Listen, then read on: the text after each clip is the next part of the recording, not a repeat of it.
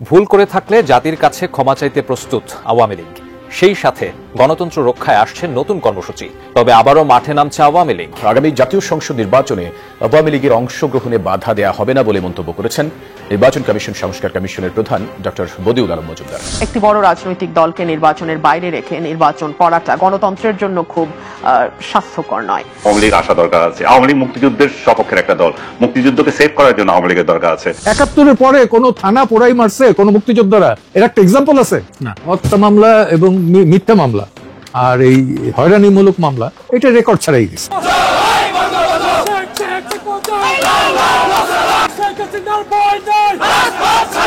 শেখ হাসিনা দেশ ত্যাগের পর আওয়ামী লীগ ও ছাত্রলীগের নেতাকর্মীদের উপর চলে হামলা, মামলা, খুন, গুম, নৈরাজ্য।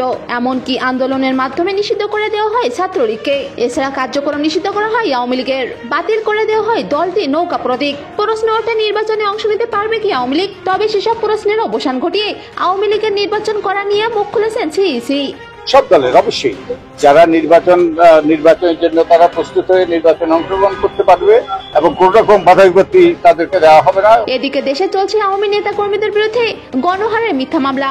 এ যেন বাণিজ্যের রূপ নিয়েছে, যা নিয়ে কঠোর হুঁশিয়ারি দিয়েছেন স্বরাষ্ট্র উপদেষ্টা জাহাঙ্গীর আলম। তারা ভুয়া মামলা এবং মিথ্যা মামলা করতেছে, তাদের বিরুদ্ধে আমরা পদক্ষেপ নিব এবং তাদের বিরুদ্ধে বড় ধরনের আইনানুগ আমরা ব্যবস্থা নিব।